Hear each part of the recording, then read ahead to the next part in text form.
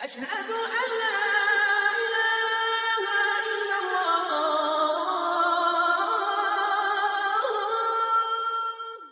ওয়ালাইকুম আসসালাম ওয়া রাহমাতুল্লাহি ওয়া বারাকাতুহু।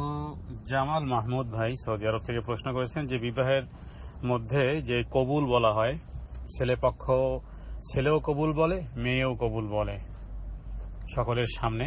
তো এই যে কবুল বলাটা শরীয়ত সম্মত কিনা, দলিল ভিত্তিক আলোচনা জানতে চেয়েছেন। আল জবাব বিল্লাহি তাওফিক।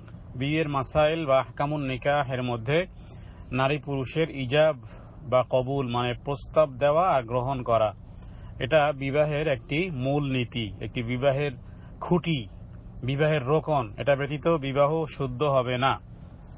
হাদিস নাসাই শরীফের সাহাল বিন সাদ থেকে একটি হাদিস এসেছে, যেখানে একটি ঘটনা, সেই ঘটনাটি ছিল এমন যে এক মহিলা এসে রাসূলুল্লাহ সাল্লাল্লাহু আলাইহি সাল্লামের কাছে সঁপে দিয়েছিল, দীর্ঘক্ষণ অপেক্ষা করেছিল। তখন এক ব্যক্তি দাঁড়িয়ে বলেছিল যে আপনি যদি আপনার যদি প্রয়োজন না থাকে তাহলে আমার সাথে তাকে বিবাহ দিয়ে দেন। তখন রাসূলুল্লাহ সাল্লাল্লাহু আলাইহি সাল্লাম তাকে বলেছিলেন, কি আছে তোমার কাছে? কিছুই পাওয়া গেল না। তো এরপরে যাই হোক, তাকে কোরআনুল কারীমের একটি সূরা বিনিময়ে তাকে দেওয়া হয়েছিল এবং সেখানে বলেন, আমি তোমাকে তার সাথে বিবাহ দিলাম এবং তাকে তুমি কোরআন শিখাবে। এখানে ইজাব এবং কবুল উভয়ে সম্মতি ছিল। যেমন কবুল শব্দটি অবিবাহিতের ক্ষেত্রে বলা হয়েছে তার চুপ থাকাটাই মৌন সম্মতি অন্য একটি হাদিস থেকে।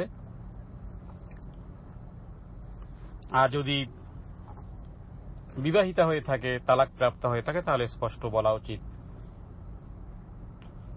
কারণ সহিহ বুখারীতে এর সঙ্গে হাদিস এসেছে যে উম্মু হাকিম বিনতে কায়েসকে বলা হয়েছিল যে তুমি কি আমাকে তোমার বিয়ের ব্যাপারে সুযোগ দিবে, মানে সম্মতি। সে বলেছিল হ্যাঁ।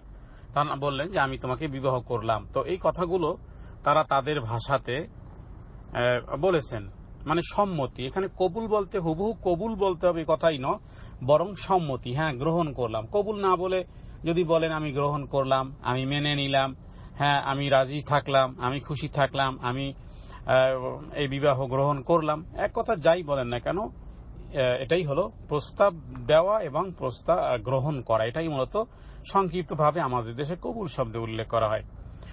সুতরাং সহিহ বুখারীতে কিতাবুন নিকাহে দেখা যেতে পারে এই প্রসঙ্গে হাদিস এসেছে।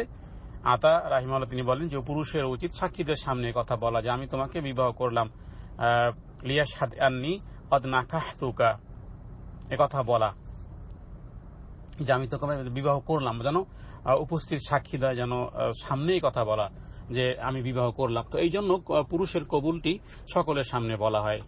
সুতরাং সহিহ বুখারীর কিতাবুন নিকাহে এই বিষয়ে আলোচনা আছে। আশা করি আপনি দলিল ভিত্তিক উত্তর পেয়েছেন। জাযাকাল্লাহ, বারাকাল্লাহু ফিক।